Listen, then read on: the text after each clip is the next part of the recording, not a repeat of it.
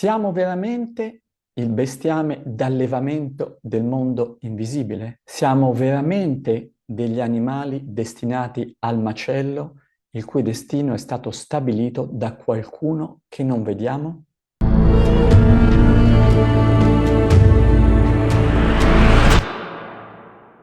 Cari amici del Lupo della Steppa, eccoci qui di nuovo a trattare un tema estremamente interessante e delicato che riguarda i cosiddetti voladores, quindi un termine che è venuto in voga soprattutto grazie alle opere di Castaneda, quindi un termine legato soprattutto alla cultura tolteca antica che definisce questi voladores come delle entità invisibili, quindi incorporee, che si troverebbero appunto a svolazzare, a muoversi in maniera, direi, infestante in varie zone del cosmo e che avrebbero la capacità di togliere energia agli esseri umani. I voladores si dice che per poter esistere, come tutti gli altri esseri dell'universo, hanno bisogno di nutrirsi, ma la loro caratteristica è quella di nutrirsi dell'energia vitale di altri esseri e nella fattispecie di esseri umani. Cosa significa questo? Questo significa che i voladores sono delle entità invisibili dal carattere predatorio, che utilizzerebbero quindi gli esseri umani come fonte di nutrimento, ma non tanto gli esseri umani come carne ed ossa, ma soprattutto i voladores utilizzerebbero come cibo una qualità sottile che noi produciamo in continuazione e che addirittura possiamo essere stimolati a produrre ancora di più. Questo nutrimento sono per i voladores le nostre emozioni. È per questo motivo che si dice nella cultura tradizionale tolteca che i voladores si aggirano attorno a noi cercando in tutti i modi di farci produrre come fosse della adrenalina delle emozioni. Quindi suscitano emozioni e sono soprattutto le emozioni violente, la collera, la gelosia, la tristezza profonda. Sono proprio queste emozioni che generano per loro nutrimento. Nutrimento di cui loro hanno bisogno e siccome hanno anche bisogno continuamente di generare individualmente e attenzione a livello collettivo delle situazioni capaci di stimolare in noi esseri umani proprio queste emozioni nutrimento. Ecco quindi le guerre, ecco quindi i conflitti, ecco i conflitti all'interno delle famiglie, all'interno della società a un livello più allargato. Ecco però anche i conflitti, e di questo i voladores sono particolarmente golosi, i nostri conflitti interiori. Se è vero infatti che da una parte i voladores usano le emozioni come nutrimento, le emozioni di basso livello, le emozioni legate quindi a dei momenti in cui noi perdiamo il controllo di noi stessi, è anche vero che i voladores si cibano di un'energia emanata da emozioni molto più sottili, quasi invisibili, quasi impalpabili. Queste emozioni sono il nostro lavorio mentale, quindi i conflitti che non si vedono da fuori, ma che vivono però all'interno di noi. Quante volte ci siamo trovati a riflettere su un tema, su un problema, su un qualcosa che desideriamo risolvere, ma che non riusciamo a risolvere. Un filo, una matassa di cui non riusciamo a trovare il bandolo. Ed è lì in particolare che la nostra attività mentale comincia a lavorare, si arrovella, si domanda, va avanti, torna indietro, analizza, rianalizza in maniera infinita e indefinita lo stesso problema. Tutto questo lavorio produce a suo modo un'energia molto sottile, un'energia mentale, che questo è cibo sopraffino per i voladores. Come vedete la gamma è ampia. Sembrerebbe quindi che noi in continuazione siamo sotto osservazione e ogni qualvolta si genera appunto una dimensione conflittuale, ripeto, all'interno come all'esterno di noi, nella dimensione del rapporto con noi stessi o con il mondo esterno o con i nostri simili, ci sono lì i voladores pronti a ghermire energia. Ora, se noi usciamo dal contesto delle società indigene americane, troviamo questo tema in tantissime altre società. Io stesso, come antropologo che ha lavorato per lungo tempo in Himalaya, lavorando a stretto contatto quindi con gli sciamani himalayani, sono stato spesso testimone di questi lunghi racconti, episodi narrati dagli stessi sciamani, dove delle entità invisibili della natura, soprattutto legate con il mondo della foresta, avrebbero questa capacità proprio di toglierci energia, come dicono gli sciamani himalayani nel loro gergo, hanno la capacità di rubarci l'anima, di rubarci una delle tante anime che noi possediamo dentro di noi, per farne nutrimento. Partendo dall'America è come se ci trovassimo agli antipodi, in Himalaya, quindi dall'altra parte del mondo, ma la concezione rimane esattamente la stessa. Degli spiriti, entità invisibili, indomabili, incontrollabili, queste categorie hanno dei nomi molto evocativi in Himalaya. Si parla degli spiriti sicari, che sono degli spiriti cacciatori, immaginati come degli spiriti scuri che vanno a cavallo, ovviamente senza sella, che hanno questi destrieri invisibili e che si aggirano nella foresta in cerca di vittime umane, a cui lanciano delle pericolosissime frecce, quelle che loro chiamano le ban, Jangaliban, quindi le frecce selvatiche, che quando toccano un bersaglio non lo annientano fisicamente, ma hanno la capacità prodigiosa di togliere un pezzo di energia vitale. In altri casi i sicari, quindi gli spiriti cacciatori, come altri spiriti della foresta, si aggirano appunto nella selva facendo in modo che i malcapitati, quindi i viandanti che magari stanno attraversando la foresta per tornare al loro villaggio o per pascolare gli animali del loro gregge, ebbene vengono spaventati. C'è un crepitio, c'è un sasso che viene lanciato, c'è un albero che cade senza sapere perché, questo genera uno spavento, e questo spavento fa sì che la persona diventi vulnerabile. È come se il suo corpo di colpo si aprisse, le varie porte, occhi, bocche, orecchio e gli altri orifizi, è come se si aprissero ed è lì che appunto lo spirito può entrare e entrando nella persona ha la capacità di ghermire un'anima.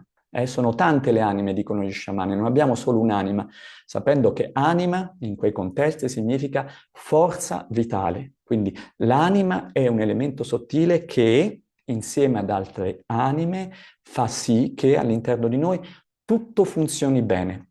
Le varie funzioni vitali principali sono regolate, regolamentate proprio da queste anime. Quindi nel momento in cui c'è un attacco magico, l'anima della persona, un'anima o più anime sono ghermite e a quel punto cosa accade? La persona, perdendo un'anima, comincia ad ammalarsi.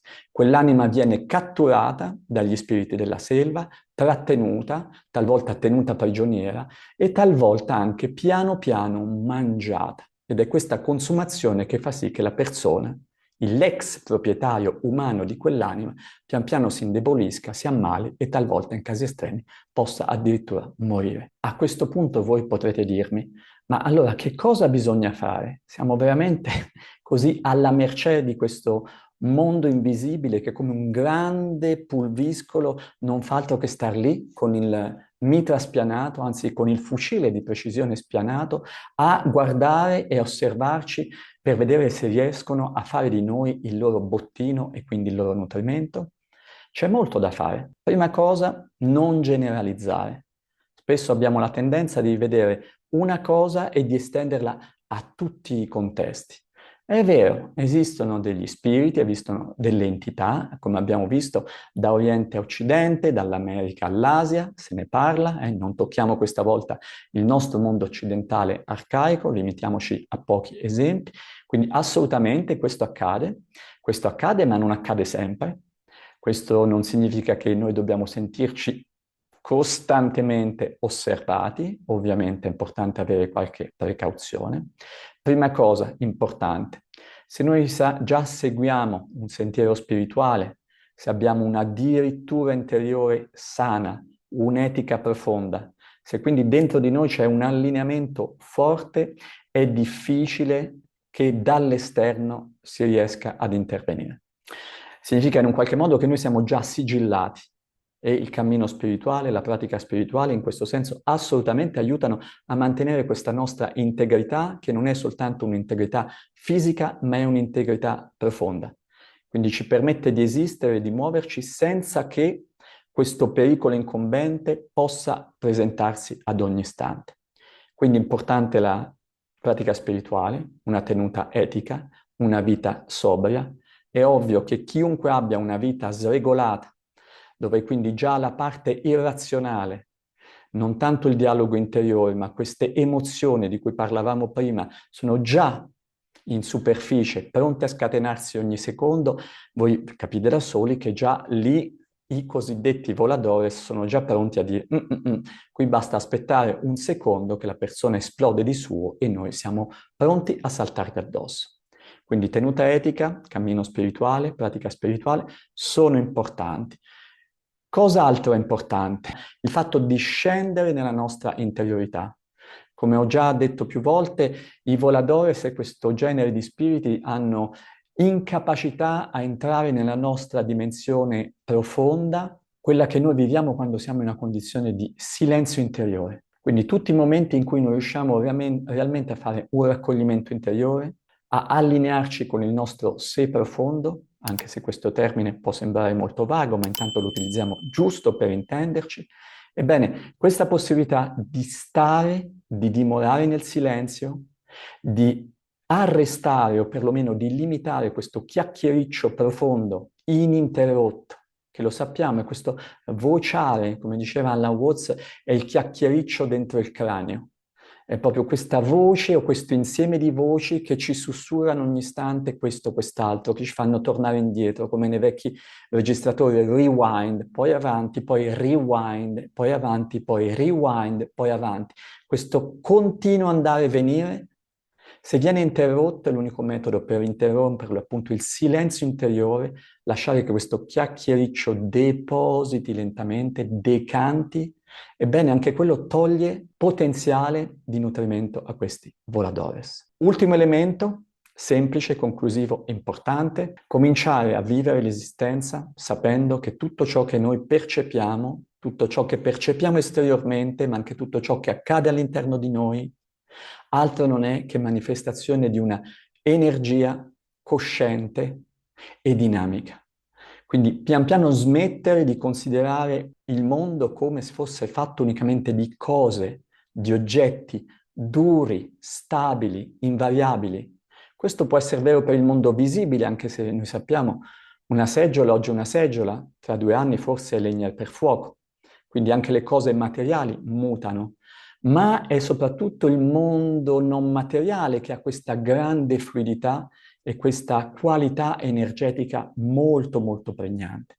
Quindi cominciare a sentire il mondo come fatto di energia, come fatto di energie che in un qualche modo convivono, alle volte entrano in conflitto, ma a seconda del modo con cui noi ci rapportiamo a queste stesse energie, possiamo trasformare il conflitto in un'opportunità per noi. Quindi cominciare a smaterializzare il mondo, a smantellare questa percezione inveterata che abbiamo dentro di noi, che considera il mondo come qualcosa di fisso e di stabile.